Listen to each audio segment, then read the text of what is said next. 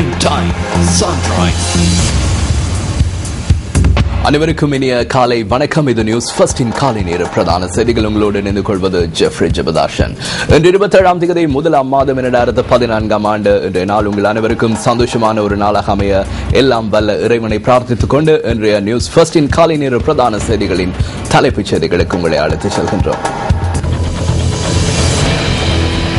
இலங்கை மற்றும் தமிழக மீனவர்களுக்கு இடையிலான பேச்சுவார்த்தை இன்று.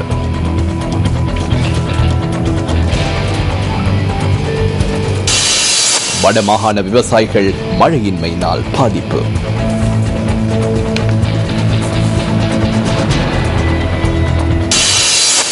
பல துறைகளில் சிறந்து விளங்கிய 127 இந்தியர்களுக்கு இந்தியாவின் குடியரசு தின விழாவில் பத்ம விருதுகள்.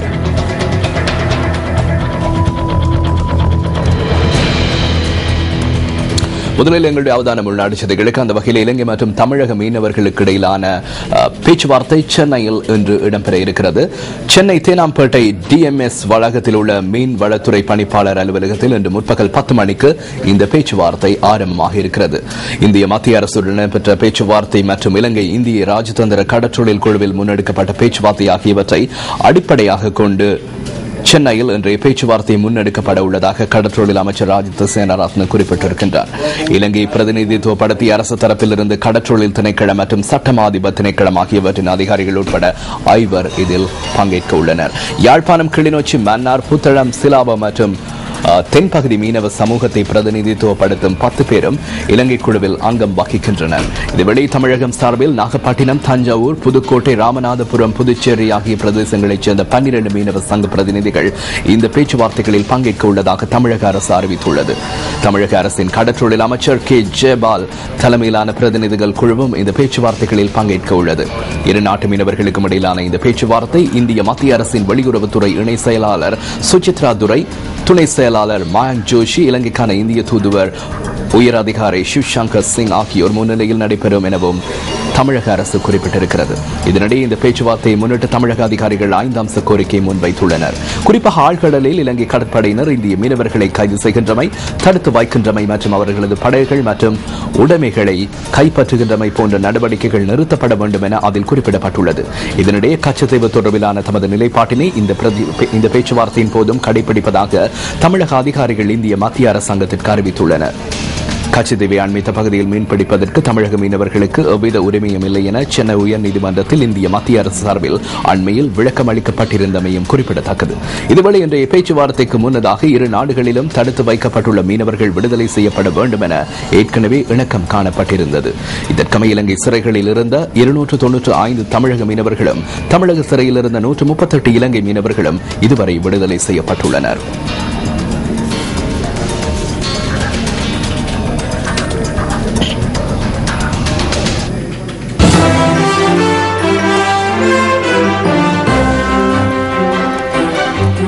வடமாகாணத்தில் நிலவும் வானிலை மாற்றம் தொடர்பாக அண்மையில் அதிகம் பேசப்பட்டது. இந்த வருட ஆரம்பத்தில் அதிக மழை காரணமாக வடமாகாணத்தினுடைய மக்களுடைய இயல்பு வாழ்க்கை பாதிக்கப்பட்டது. தற்போது மழையின்மையினால் விவசாயிகள் பெரிதும் பாதிக்கப்பட்டிருக்கின்றார்கள். எனவே இது தொடர்பாக நாங்கள் ஆராய இருக்கிறோம். அந்த வகையிலே முதலாவதாக வடமாகாணத்தினுடைய முல்லைத்தீவு மாவட்டத்துக்கு உங்களை அழைத்து செல்கிறோம். முல்லைத்தீவு மாவட்டத்தினுடைய எங்களுடைய பிராந்திய செய்தியாளர் மதிவதனன் எங்களோடு தற்போது ஸ்கைப்பூடாக இணைந்திருக்கிறார். வணக்கம் மதிவதனன். வணக்கம். காணப்படும் காட்சிகள் வயல்நிலங்களில் மாடுகள் மேய்ந்து கொண்டிருப்பதை காணக்கூடியதாக. அது மட்டுமல்லாமல் கருகிய வயல்நிலங்களும் காட்சியளிக்கிறது. விவசாயிகள் செய்வது அறியாது இணைத்து போயுள்ளனர். விவசாயிகளே விவசாய காப்புறுதியை சேர்க்கிறார்கள். அதனால் விவசாயிகள் என்ன செய்வதென்று அறியாத நிலையில் உள்ளார்கள். அரசாங்கம் தற்போது வறட்சியால் பாதிக்கப்பட்ட விவசாயிகளுக்கு நஷ்டாடு வழங்குவதாக கூறியுள்ள போதிலும் அதிலே ஒரு சிறிய பிரச்சனை ஒன்று உருவாகி இருக்கிறது. மானிய அரைமானிய புத்தகங்களை பெற்றவர்களுக்கு நஷ்டவெளியை போவதாக அதிகாரிகள் தெரிவித்திருக்கிறார்கள். வறுமை காரணமாக அந்த அதிமானிய உரங்களையும் பெற முடியாத விவசாயிகள் இதனால் பாதிக்கப்பட போகிறார்கள். முக்கியமாக உள்ளது. நியூஸ் பஸ் செய்திகளுக்காக இருந்து விஜயகுமார் மன்னர். நன்றி மதிவதனன். அது எமது பிராந்திய செய்தியாளர், முல்லைத்தீவு மாவட்டத்தினுடைய பிராந்திய செய்தியாளர் மதிவதனன் எங்களோடு ஸ்கைப்பூடாக இணைந்திருந்தார். இதுவேளை வடமாகாணத்தினுடைய கிளிநொச்சி மாவட்டத்தில் உள்ள விவசாயிகளும் இந்த மழையின்மையினால் பெரிதும் பாதிக்கப்பட்டிருக்கின்றார்கள். எனவே கிளிநொச்சி மாவட்டத்தினுடைய நிலைமை தொடர்பாக அறிந்து கொள்வதற்காக தற்போது சப்த சங்கரையோடு தொலைபேசியூடாக நேரடியாக தொடர்பினை ஏற்படுத்துகிறோம். வணக்கம் சங்கரை. வணக்கம் ஜெஸ்லி. கிளிநொச்சி மாவட்டத்தில் அதிகமாக இவரிடம் காலப்போக நெச்சரிக்கை பயிர்கள் அழிவடைந்திருக்கின்றன. குறிப்பாக வறட்சி காரணமாகவே இந்த பயிர் நிலங்கள் அழிவடைந்திருப்பதை எம்மால் அவதானிக்கக்கூடியதாக இருந்தது. குறிப்பாக 8 கவனநல சேவைகளை உள்ளடக்கிய இந்த விவசாயிகள் இதனால் அதிகமாக பாதிக்கப்பட்டிருக்கிறார்கள். நீர்ப்பாசனத்தை நம்பி காலப்போகத்தில் ஈடுபட்ட போதிலும் அவர்களுக்கு போதுமான விளைச்சல் போதாமல் இருக்கின்றது. 10% அழிவு. குளத்தை நம்பி இருந்த அந்த விவசாய நிலங்கள் கூட பாதிக்கப்பட்டிருக்கின்றன. மழை நீரை நம்பி மட்டும் விவசாயம் செய்யப்பட்ட அந்த நிலங்கள் 75% வரை அங்கே பாதிக்கப்பட்டிருக்கின்றன. குறிப்பாக கூறுவேன் 60,000 ஏக்கர்கள் மொத்தமாக விதைக்கப்பட்டிருக்கின்றன. அதிலே 75% வயல் நிலங்கள் முற்றாக அழிவடைந்த நிலையில் காணப்படுகிறது. இதற்கான அழிவுகள் வழங்குவதற்கான விண்ணப்ப படிவங்கள் தற்போது நிரப்பப்பட்ட போதிலும் அதற்கான உறுதியான நஷ்டங்கள் வழங்கப்படுவதாக உறுதியாக எவராலும் கூறப்படவில்லை என விவசாயிகள் நமக்கு தெரிவிக்கின்றார்கள். நன்றி சங்கர். எங்களோடு காலை வேளையில் சிரமம் பாராது இணைந்து கொண்டமைக்காக அது கிளிநொச்சி மாவட்டத்தினுடைய எங்களுடைய பிராந்திய செய்தியாளர் சப்த சங்கரை.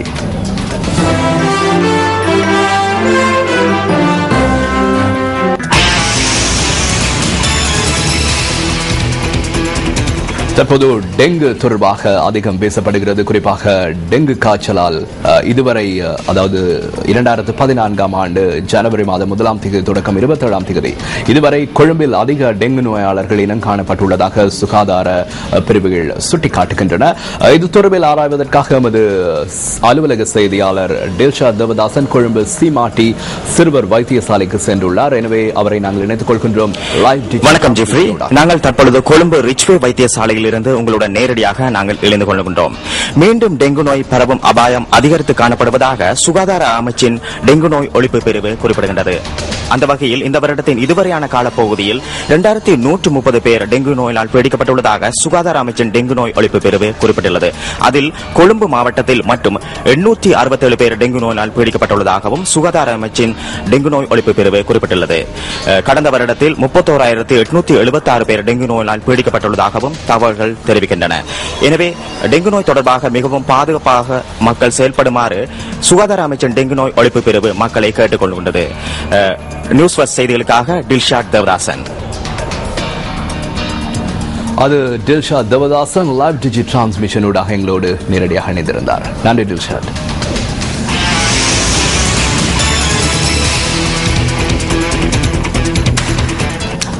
கண்டி ராந்தினி வீதியில் தனியார் பஸ் ஒன்று நேற்றைய தினம் தீப்பற்றி இருக்கிறது. நேற்று மாலை 5:30 அளவில் இந்த சம்பவம் இடம்பெற்றுள்ளதாக எமது பிராந்திய செய்தியாளர் குறிப்பிடுகின்றார். இந்த தீயினால் பஸ் முற்றாக சேதமடைந்திருக்கிறது.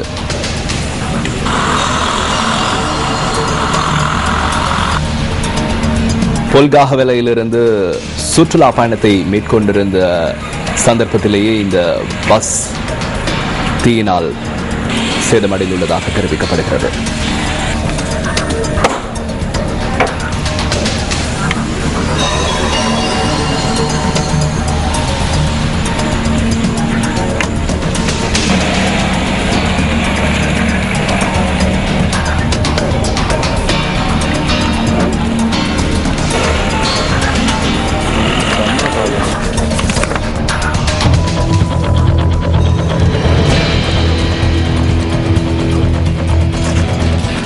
இந்து சமுத்திரத்தின் முத்து என வர்ணிக்கப்படும் இலங்கை நாடு எழில் கொஞ்சம் பல பகுதிகள் காணப்படுகின்றன. குறிப்பாக பருத்தித்துறை தொடக்கம் தேவேந்திர முனை வரை பல இயற்கையான வளங்களை கொண்டமைந்திருக்கிறது. இன்றைய தினம் முல்லைத்தீவில் உள்ள ஒரு அழகிய பகுதிக்கு உங்களை அழைத்துச் செல்கின்றோம். முல்லைத்தீவு மாவட்டத்தில் இயற்கையாகவே அமைந்துள்ள பல கேணிகள் காணப்படுகின்றன. இவற்றில் ஒட்டு சுட்டானுக்கு அண்மையில் கருடன் பறப்பது போன்றதொரு வடிவில் புராதன கேணி ஒன்று அமைந்துள்ளது. அதுவே கருட மடுக்கேணி. கருட மடுக்கேணியில் உள்ள நீர் எந்த ஒரு காலத்திலும் வற்றாத ஒன்று எனவும் பல்வேறு புராதன கற்சின்னங்களும் அதில் பொறிக்கப்பட்டுள்ளதாகவும் எமது பிராந்திய செய்தியாளர் கூறினார். ஆடி அமாவாசை அன்று ஒட்டு சுட்டான் தான்தோண்டீஸ்வரர் இந்த கேணியில் தீர்த்தமாடுகின்றமை விசேட அம்சமாகும். இந்த பிரதேசத்தில் உள்ள பெரும்பாலானோர் தமது அந்தியட்டி கிரியைகளை செய்யவும் இந்த கேணிக்கு வருகை தருவது வழக்கம். கிரவள பிள்ளையார் கோவில் முல்லை மாவட்டத்திலே ஒரு கேணியாக அமைந்துள்ளது. இந்த கேணி மட்டும்தான். அந்த கேணியிலே மூதாதையர்களின் அந்த கிரிகைகள் செய்ய இங்கே வந்து அந்தியட்டி கிரிகைகள் அதுகளெல்லாம் இந்த கோவிலே தான் செய்கிறவர்கள். ஆனால் அதுகளை செய்து கொடுக்க முடியாத நிலையில் நாங்கள் இப்போ இருக்கிறோம். ஏன்னா எங்களுடைய நிதி வளங்கள் இல்லாதபடியால் இதை எங்களுக்கு இந்த அமைச்சர் அது வேற நிதி தரக்கூடிய தனவந்தர்களோ உதவி செய்து இந்த கோயிலை கட்டித் தருவதற்கு எங்களுக்கு உதவி புரிய வேண்டும் என்று கேட்டுக்கொள்கிறோம். கருடமடி கேணியை முல்லைத்தீவு மாவட்ட மக்கள் வரலாற்று சின்னமாக கருதுகின்றனர்.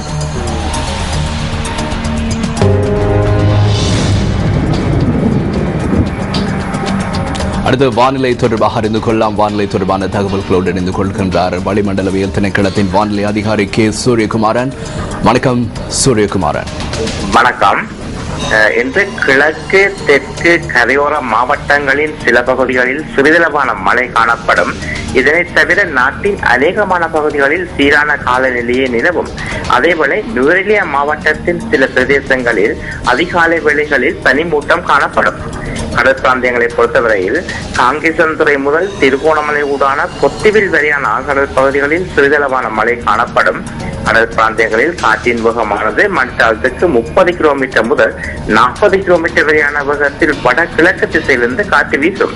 திருகோணமலை முதல் பொத்துவில் ஊடான அம்பாப்பட்டை வரையான ஆழ்கடல் பிரதேசம் மற்றும் கொழும்பு முதல் புத்தளம் ஊடான மன்னார் வரையான ஆழ்கடல் பிரதேசங்களில் காற்றின் வேகமானது மணித்தாளத்துக்கு 50 கிலோமீட்டர் வரை அதிகரித்து வீசுவதன் காரணத்தினால் மேற்குறிப்பிடப்பட்ட கடல் பிராந்தியங்கள் சற்று கொந்தளிப்பாகவும் காணப்படும். சூரியகுமாரன், குறிப்பாக வடமாகாணத்தில் தற்போது மழையின்மை காணப்படுகிறது. வடமாகாணத்தினுடைய நிலை எவ்வாறு மாற்றம் அடையலாம் எதிர்காலத்தில்? இதனால் விவசாயிகள் பெரிதும் பாதிக்கப்பட்டிருக்கிறார்கள். பல பகுதிகளும் இன்று நாளை சீரான காலநிலையில் நிலவும். இன்னும் ஒரு 4-5 நாட்களின் பின்னர் வடகிழக்கு பெருத்து மீண்டும் வலிவடைவதன் காரணத்தால் மழை பெய்வதற்கான சாத்தியக்கூறுகள் காணப்படுகின்றன.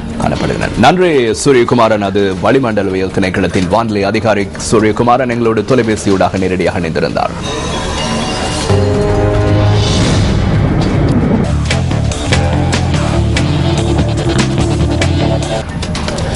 தமது அணி எப்போதும் வெற்றி இலக்காக கொண்டே செயற்படுவதாக இலங்கை அணி தலைவர் ஆஞ்சலோ மேத்யூஸ் குறிப்பிடுகின்றார்.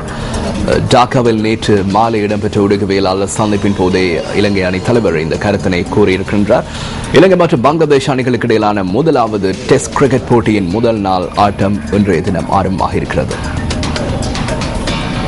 இலங்கை மற்றும் பங்களாதேஷ் அணிகளுக்கு இடையிலான முதலாவது டெஸ்ட் கிரிக்கெட் போட்டி டாக்காவில் இன்று ஆரம்பமாக உள்ளது. இதுவரை இரு அணிகளுக்கும் இடையில் 14 டெஸ்ட் போட்டிகள் இடம்பெற்றுள்ளதுடன் அதில் 13 போட்டிகளில் இலங்கை அணி வெற்றி பெற்றுள்ளதுடன் ஒரு போட்டி சமநிலையில் முடிவடைந்துள்ளது. இந்த போட்டி நிச்சயமாக சவால் மிக்கதாக அமைய உள்ளது. காரணம், பங்களாதேஷ் அணி கடந்த வருடங்களில் சிறப்பாக விளையாடியுள்ளது. இந்த போட்டி தமது நாட்டில் நடைபெறுவதால் பங்களாதேஷ் அணி சிறந்த முறையில் திறமைகளை வெளிக்காட்டும் என்று எதிர்பார்க்கின்றோம். எனவே நாமும் சிறந்த முறையில் விளையாட எதிர்பார்த்துள்ளோம்.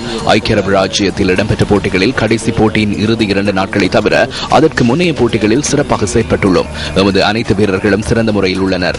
ஐக்கிய ராஜ்யத்தில் விளையாடியது போன்று இந்த போட்டியிலும் சிறப்பாக செயற்பட உள்ளோம். பங்களாதேஷ் அணியை குறைத்து மதிப்பிட முடியாது. பங்களாதேஷ் அணி சிறந்த அணி, எனவே சிறந்த முறையில் விளையாட எதிர்பார்த்துள்ளோம். இதேவேளை இந்த தொடரில் வெற்றி பெறும் இலக்குடனேயே தாம் களமிறங்க உள்ளதாக பங்களாதேஷ் அணி தலைவர் முஷ்ஃபிகுர் ரஹீம் குறிப்பிடுகின்றார்.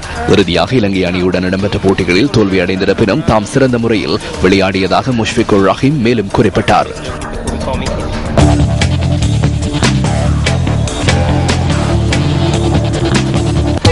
இத்துடன் நியூஸ் ஃபர்ஸ்டின் காலை நேர பிரதான செய்திகள் நிறைவுக்கு வருகிறது. நமது அடுத்த பிரதான செய்தி அறிக்கை பிற்பகல் 1 மணிக்கு இடம்பெறும். நமது மணித்தியால செய்திகள் 10:25 இடம்பெறும். வணக்கம். Hotline 0114 896 896